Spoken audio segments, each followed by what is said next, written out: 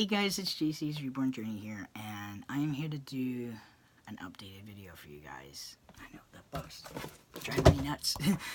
Anyways, so I wanted to discuss a couple of important things with you guys that I've never really talked about, or one thing I've never really talked about with you guys before. And I suffer with a really severe eating disorder, and it's making me sick. I'm not making me sick, but it's going to kill me if I don't get help for it. So I'm trying to get help for it now to see a specialist because I don't want it to interfere with my counseling, and they don't know really how to help me on it. So I need a specialist that can help me with that. So the other thing too is that I'm a little confused about what's going on in this world with this whole transgender stuff. We're human beings first. I mean, we're just like everybody else. We don't go and attack people in a sexual way or anything like that. We mind our own business. We don't really like. I just, I just think, you can't erase me. You can't erase how I feel. There's no way that anybody can do that. You feel the way you feel, like it's like having an anxiety disorder. I have anxiety just like everybody else does. And when you have an anxiety disorder, it makes you be more anxious than, you would be about other things. Well, same thing with being transgender. You just feel a certain way, and that's just how you feel, and you just have to go with how you feel. I mean, we're not bothering anybody. We don't change how anybody, views us. I mean, what you see on the outside doesn't mean what you're seeing is on the inside. So we're just trying to be living our own lives just the way we want to live them, and we shouldn't be dictated on how we can and cannot do certain things. I mean, it's just common sense, really. I mean, I'm the nicest person in the world. So why would you be bothering me about just because I'm trans? Like, it just doesn't make sense to me, And there's so many people that still, support it, and I just think it's just been overly, broadcast, and it's like, why? Like, we can just live our lives like everybody else. Like the gay people, like lesbian people, like straight people. We're all the same, I just think that people are putting people's sexuality or their sexual orientation on the chopping block, and it's not even, like, sex is only 4% of a relationship anyways, and I don't know why they think, like, we're, like, having sex with, like, so many people. It's just not even, I don't know. But anyways, that bothers me. I mean, it's the ignorance in people that bother me. It's just, you gotta learn to understand. I mean, we're just human beings just like everybody else, So I want a goatee. I want to, I was just born what I wasn't. And there's nothing that we can do to change how we feel. And someone trying to erase how we feel, we're still going to feel that way. Like, you can't just say, oh, you have to dress like a girl because you're a girl. And you have to go in the girl's bathroom because you're a girl. You were born a girl. Yeah, but I don't identify as female. Not even a little tiny bit. Yes, I might have female characteristics, but guys have female characteristics too. So, please help support the transgender community. We aren't bad people. We're just like everybody else, just trying to live our lives in the most comfortable way that we can feel comfortable in our own skin. I mean, it's bad enough that in the trans community, suicide rates are very, very high. And by discriminating against us, or by, putting laws into place that just isn't American ways, like, this is, America's supposed to be free, we're supposed to have freedom to do and speak our minds and do what we want to do without being, outcasted for it. Yeah, we just need to treat everybody with respect. That's it. You treat a person like a person. You treat people how you want to be treated. You want me to treat you with respect, I would treat you treat me with respect first. You know, like, that's just how it works. But that's really all I can talk about that with. So please support us if you can.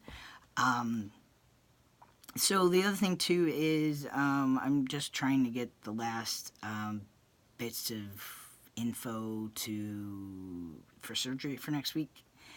So my surgery is really, really early. It's like at 6. I have to be there by 6, and surgery's at 7:30. So I have to get up at like 4 to leave by 5 to get there by 6.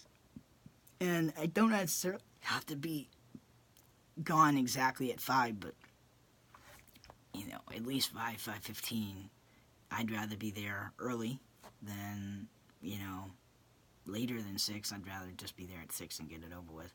But I spoke to my mom, and I know this is probably really, really hard for her to hear, but because it's so early, I told her, I'm like, Mom, I don't really need you in the morning. I'm like, I would prefer you sleep in, get a good night's sleep, and then come later in the day, because I'll need you then when I wake up, not beforehand. I just really wish Dennis was here. It would be so much easier.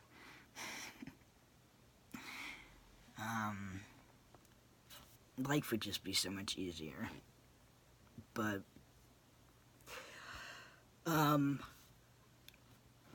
so, my eating disorder has gotten worse. See, I don't really talk about this with you guys, but I'll be honest with you. So, back in June, I started smoking weed again. I haven't smoked since 2005. And I don't really care to smoke it that much, but I don't really care to be here either, so I'd rather be high all the time versus not than being in reality most of the time. But, lately, in the last couple of months, or I should say in the last month, so, taste has been really hard for me. So when the weed tastes bad, I'm having a hard time even doing that. Like, everything tastes bad. And I mean everything. So it's been hard for me, especially this past week, to really be smoking. And you can smoke weed up until Tuesday. Like, they don't want you to smoke the day before surgery, but you can smoke and you can smoke after. But I wouldn't want to do that, only because I wouldn't want to cough and hurt myself. But it feels more of a chore now, because I was using it to help go to sleep, and now it's more of a chore to smoke it. And I'm especially in the last couple of days, I'm like, I don't really care to do this. I've been having to take Benadryl at night for the last couple of days so I can help sleep, because I could not tolerate smoking weed lately. But that's how bad my eating disorder has gotten, where everything is just horrible. Tastes horrible. So I just called my friend Chris, so thanks, Chris. I asked him if he can help me out with an Uber for that morning of surgery, and he said no problem. I just have to remind him, like, right then and then. So I'm like, but are you up that early? I'm like, it's 5 in the morning, and he's like, I'm up at 4. I'm like, okay, then I'll just give you a call when I get up that day, so you can call and make an Uber for 5. So that was pretty cool. I live closer to the hospital than my mom does, and I was really thinking about it because it's really, really early, and I have to shower the night before and the morning of, so it makes no sense to me to go even over to my mom's house and my mom coming here and having to wake up, and then we both have to shower and all that stuff. So it just makes more sense to we just go our separate ways, and Mom can come later on in the day. I'd just rather have her get a nice good night's sleep, and then that way she can handle me for the nighttime. I do not know how I'm going to be. So I would rather have her nice and ready to go in case it becomes a long night, or I'm just, really hoping not to puke after surgery, because that would be bad. I don't want to puke after surgery. So we have anti-nausea stuff that I've kept telling them. I'm like, I'm sensitive to you know, anesthesia and other medications you give me, you gotta give me an anti-nausea medication to prevent that. And I'm trying not to do narcotics, but I may not have a choice, so I'll find out when I actually speak with them that morning. And I've had counseling this week, and of course they want to talk about the surgery, and I'm like, not having any of it. I'm like, there's nothing to really talk about. I'm sure I'll end up talking about it on Tuesday, because Tuesday it would be that close, and I don't really want to talk about it, but I may say a few things that I feel uncomfortable about. So this surgery is even more dysphoric for me, because this is a full hysterectomy. We're having everything removed: the fallopian tubes, the ovaries, the uterus, and the cervix. So everything. I want it all gone. Just don't go in there and take one or two. Take it all. So I found out that I'm going to be waking up with a catheter, which I'm not happy about, and I spoke to them and told them, you better give me an anti-anxiety medication to help me with my dysphoria, because I'm really not happy about that.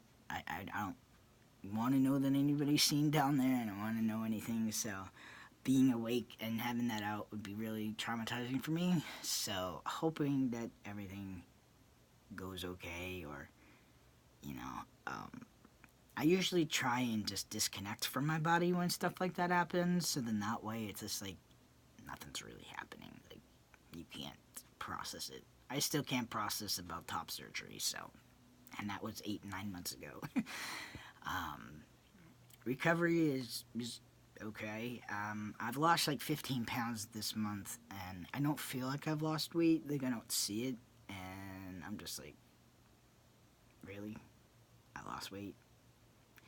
I have lost weight. I mean, I weigh 160 now. I was like in the 70s, 170s, and then I'm hoping after surgery I can start being in the 150s, and the 140s would be nice. But I also spoke with my psychiatrist about how I might feel like, even if I lost weight and gained muscle, that I would still maybe feel fat, just because I am broad, but I'm short, so it just wouldn't look right with too much muscle. So I don't know. I mean, I'm not really, I do want a little bit of muscle, but I'm not looking to be like that, you know, like Hulk Hogan or something like that. Like, I'm not looking to be like ripped. I would like a six-pack, but it doesn't have to be like a defined six-pack. It would just be nice if I had a flat stomach. Like, I'd be happy with just a flat stomach. It doesn't need to be like a six-pack. Just nothing there would be nice, right? So I found out that we have estrogen in our fat cells, and our fat cells it stores estrogen in there, so it makes it harder for women to lose weight. So by doing this surgery, it may amp up, and the testosterone will make it so I can lose weight even faster, which will be yay. That's what I want. Just lose it all the way. Just lose all the weight. I gotta lose the weight in the back, in the stomach, and everywhere. I just can't wait to look good. And lately, I've been feeling really like it's hard for me to even watch myself on camera. It's hard for me to see myself. I do sometimes, like, when I see myself in the video, I still like feel that there's boobs there, or I see them when they're not there, and sometimes I do feel boobs that are there that aren't there anymore. So it does still, like, yeah, it takes a time for your body to adjust. I mean, I still, after 4 years of having my teeth out, I still get teeth pain. Like, my gums will start hurting me like I have a toothache, and then I have to remind my body that there's no teeth there. Why are you bothering me? So, yeah. That's really it. That's all I gotta really tell you. We're all set for surgery. We're getting ready, and I can't wait. That's really it. I hope you guys like this video down below. Feel free to leave me any comments, and I hope to do another video before I go. I did do a video before about babies I'm selling, so I'm trying to get those on Etsy now, and there's going to be probably more babies, but that's it. So thank you guys so much for watching. Please subscribe, and I'll see you guys back here the next time.